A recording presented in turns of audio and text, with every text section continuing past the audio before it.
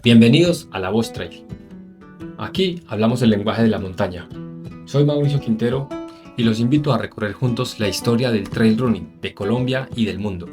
Carreras, invitados, historias, libros, documentales y todo lo que tiene que ver con este bello deporte que es el artesano de nuestra alma. Bienvenidos a todos. Antes de eso, ¿qué pasaba en Colombia con el trail running? Entonces me puse a investigar y empecé a ver las publicaciones de Jairo Correa. Apareció también usted por ahí, la señora María Eugenia. ¿Cómo es su nombre? William Pedras, mi nombre es William Pedras. ¿En qué año empezó a correr? En el 1986. En el 86. ¿Qué marcas logró hacer don William corriendo? Bueno, en 1500, 4:15. No, nunca pude superar eso. En 5000, mi mejor marca en pista, 16 sí. Wow. Pero en calle, no aquí en los Estados Unidos, 15:58. En 10 kilómetros, 10.000 metros, en pista, 33:40. Pero en calle tuve mejor marca también en los Estados Unidos, 33:01. Mi mejor maratón, 2:42. Mi mejor media, 1:12:28. Eso sí me acuerdo que la hice acá en Bogotá. Sí. Pero en Estados Unidos llegué a correr 1:13 Sí. en media maratón. Sí.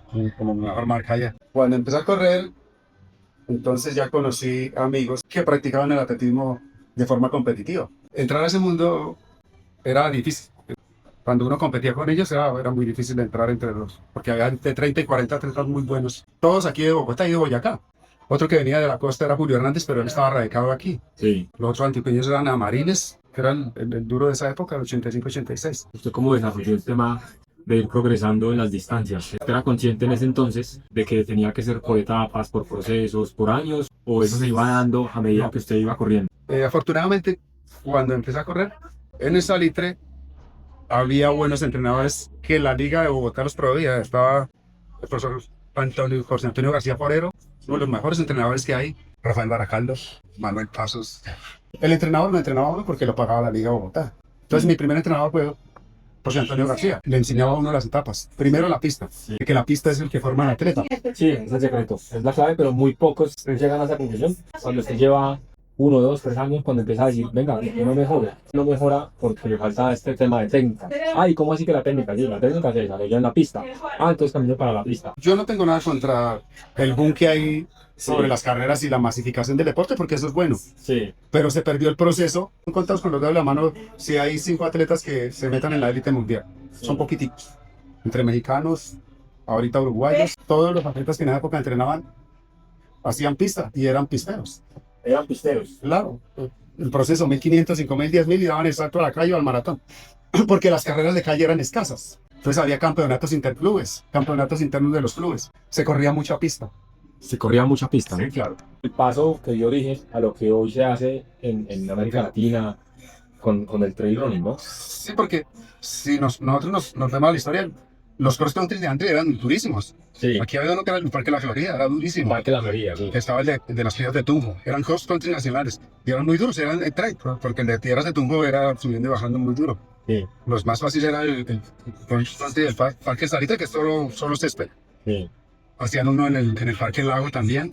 Yo estuve leyendo y me sorprendió que ya en esos años habían colombianos en Europa, como el cuento, dando guerra. Me sorprendió mucho el tema de Jairo Correa. Seguramente usted tuvo referencia en esa época. ¿Cómo se logró que don Jairo, primero pudo presentar allá corriendo, y segundo no solamente participando, porque él creo que tiene 2 registros importantes a nivel de la historia de cierre final? Hablemos de Jairo Correa. Un atleta que surgió siendo juvenil. Fue el campeón juvenil sudamericano en 1972, en pista. Sí. Entonces, con 17 años, él ingresó a la élite del atletismo colombiano. Estaba surgiendo Domingo Tirabeza con carácter mundial. Víctor Mora ya era una figura mundial. Entonces, Jairo Correa ingresa a la élite siendo muy joven. Entonces, obtiene un 4º puesto en San Silvestre, que era como lo máximo de ser corredor en esa época, era correr San Silvestre, porque era la más famosa del mundo. Claro. Ahí venían campeones olímpicos del mundial. Él fue 4º con 18, 19 años en 1974. Un atleta que fue formado en pista, con buenas marcas en pista, porque él en Centroamericanos también con 19 años fue segundo. Pues le ganó otro monstruo que era Morel, Santo Domingo 74. Sí. Él fue segundo. Y él fue campeón suramericano en 1974 también de 10.000 metros. sorprendiendo a todo el mundo también, porque le ganó al local, que fue en Santiago de Chile, campeón suramericano, ganándole al Mundo Warney, que era de los mejores de esa época. Sí. Tenía el récord suramericano de esa época. El Mundo Warney era el que le competía a Tibaduiza y a Mora. Entonces la formación de Jairo Correa fue en pista primero, después en calle. Él después fue campeón nacional de cross y estuvo en el cross mundial de 1984 en New Jersey, Estados Unidos. Entonces ahora hablemos de lo que fue la montaña. Jairo Correa es un atleta muy bueno en pista y en calle, aquí en Colombia y en Sudamérica, y en Estados Unidos también. En el año 89 él viaja a Suiza a correr la temporada de montaña, que es intensa ya en Suiza y Francia. Y se corona campeón mundial. En esa época no se llamaba campeonato mundial de montaña, sino trofeo mundial de montaña. Trofeo Mundial de Montaña. Ese lo crearon en 1984. Sí. Ya después de la década del 90, la IAF de esa época lo reguló como campeonato mundial. Sí. Él fue campeón en 1989 y 1991. Entonces, él creo que duró como 10 años viajando a Suiza y Francia y ganó la Siersinal 2 veces, 3 veces. 3 veces. La tercera siendo Masters en 1995 ya, con 40 años se la ganó. La historia de Jairo Correa es muy rica en Europa. Sí. Un ídolo completo en Francia. Entonces, él es lo máximo de eso. Y otra atleta es en la categoría femenina, Fabiola Rueda. También atleta formada en pista, campeona centroamericana en 3.000 metros. Ella también tuvo récord suramericano en maratón, Fabiola Rueda. Ganadora de la maratón de Madrid, Roma, muchos alrededor del mundo. Y ella se va a vivir a Suiza. Ya. Campeona mundial en 1987 y 1988. Segunda en 1989. O sea, es un gran referente del atletismo femenino. Ella es de Santander, de Santanderiana, Fabiola Rueda. Ganadora de muchas carreras de montaña y trail.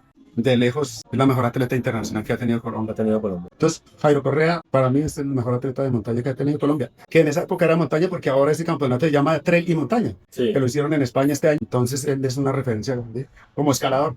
Como escalador. Y él comenzó como escalador aquí en Monserrate. En Monserrate, sí. Nosotros tenemos siempre de que Jairo Correa tiene la marca de Monserrate, que son 17 minutos. 17 minutos. 17. Y otros buenos escaladores de esa época eran Francisco Sánchez, que ya, pues, él falleció, muy joven también. Y él también ganador del Siersinal y muchas carreras de montaña en Suiza. Sí. Un gran escalador. Sí. Claro, Francisco Sánchez, también de aquí de Bogotá. Y otro gran escalador, Jacinto López de Boyacá, que tiene pues su centro de alto rendimiento y ahora es entrenador. Él también empezó aquí en Monserrate. Sí. Precisamente. ¿Jacinto está en Tunja o en dónde? En Paipa. En Paipa. Él también ganó la carrera de Siersinal y varias competencias también en Europa. Sí. Hubo muy buenos escaladores en la época, sobre todo de Boyacá. José Guerrero también muy buen escalador. Sí. Y aquí después en Saúl Padua, Sí. de San Antonio del Tequendama. Él y el hijo también con muy buenos resultados en Europa. Sí. Creo que el hijo de él todavía es muy vigente en Europa. Sí, sí, él también. Sí. Lo mismo los hijos del señor Tibaduiza también. Bueno, el Tibaduiza sí es más diferente porque él sí fue muy técnico, Tibaduiza. Sí. Porque él desde muy joven fue llamado con beca a Estados Unidos en el 73 a estudiar en la Universidad de Reno en Nevada. Sí. Y la formación allá, pues, es muy estricta. El atleta universitario que va becado tiene que correr pista y cross en sus comienzos. Sí. Él venía aquí porque la federación lo traía a correr las competencias de calle y corría todas las competencias por Colombia. Pero él realmente su formación fue en los Estados Unidos en pista. Sí. Y pues vea el récord de él ya casi 47 años del récord de 10.000 metros, 27.53. Sí. Es un récord inamovible. Claro. Se ve la gran calidad de atleta que era porque era un atleta muy técnico. Para mí, los mejores atletas, Víctor Mora y Tibaduiza, toda la historia. Sí. Por resultados y todo, pero técnicamente Tibaduiza mejor. Sí. Por los resultados de la pista. Sí. Y Tibaduiza, él estuvo corriendo también en Suiza, carreras de montaña. Álvaro Mejías es un caso excepcional, Sí. porque él es el padre de todo lo que es ganar y saber ganar a nivel mundial, Sí. porque él sí le ganó a los mejores del mundo. Sí. Para mí él es lo máximo en atletas, Sí. Álvaro Mejía. Pero sin apoyo pudo estar entre los mejores del mundo, porque él sí no tuvo ningún apoyo. No. Esos procesos tardan años. Sí. Eso no se da de la noche a la mañana. Puede ser que nazca porque nacen Sí. un superdotado y pueden nacer en 2 años, lo podemos tener, Sí. pero es difícil. Bueno, yo noto ahí un común denominador, que todos estos atletas de grandes logros en montaña tuvieron una muy buena base y muy buena escuela de en pista. La formación de ellos Sí. fue la pista. Sí, Pues eso es lo que se ha perdido, exacto. porque pues bueno, yo no La recuerdo. transición. Sí. Este año hubo un equipo completo en el mundial Sí, y fueron a Suiza y todo. pero obviamente que los resultados son buenos, pero no son excelentes como estuvieron antes los atletas de hace 30 años. Pero si uno ve, ellos están dedicados solamente a la montaña y al trail, Sí. que no es malo. Pero si hubiera técnicos que los formaran primero en pista, los ayudaran a lograr mejores marcas, ellos podrían hacer el paso del trail mucho mejor. Sí, porque eso es lo que pasa en Estados Unidos, Sí. que hacen primero un proceso. Claro.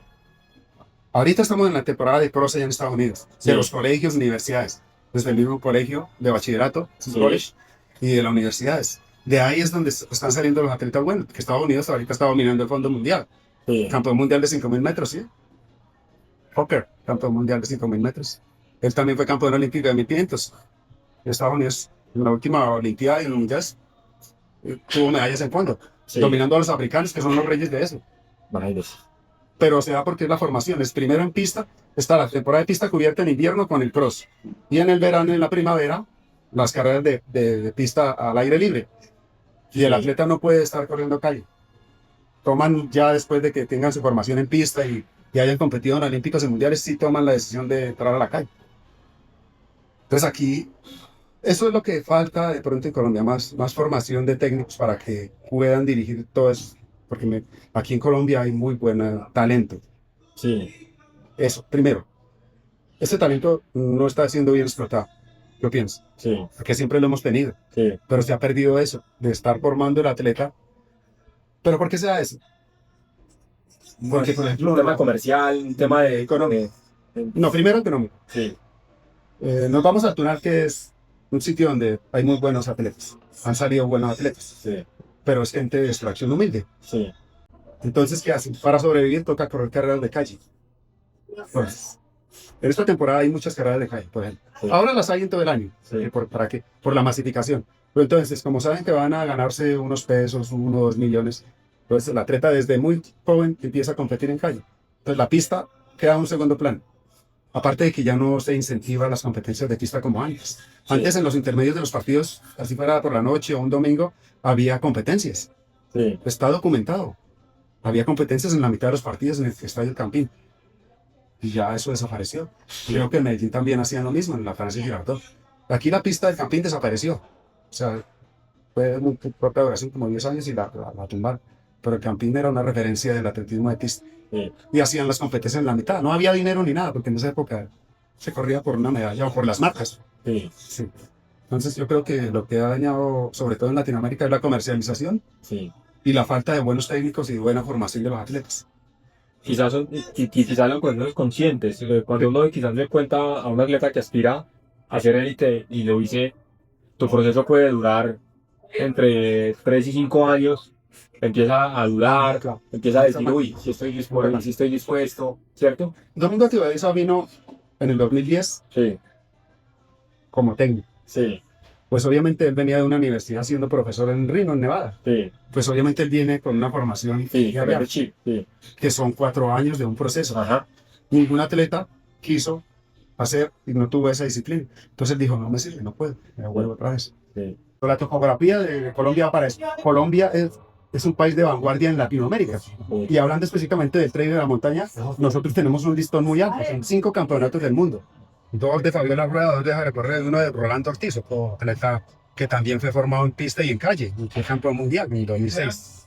Entonces, se debe tomar el ejemplo de ellos, que son los que abrieron el camino realmente con estándares altísimos, y aprender de eso, de cómo fue la formación de ellos, para formar a estos atletas que vienen abriendo camino ahora, que son muy buenos, que son respetables, pero que pues para superar eso toca trabajar mucho.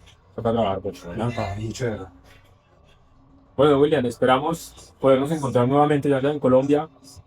Bienvenido al Quindío, cuando Bueno, se le ofrezca, muchas gracias. bienvenido por las tierras de Armenia y de Salento. Muchas gracias. Y por qué no vernos por allá también en Claro, con gusto. donde usted vive, en Nueva York. Será un placer de pronto hacer otro contenido allá, ¿sí? Hablando, conversando. Soy Mauricio Quintero y los invito a recorrer juntos la historia del trail running de Colombia y del mundo. Carreras, invitados, historias, libros, documentales y todo lo que tiene que ver con este bello deporte que es el artesano de nuestra alma. Bienvenidos a todos.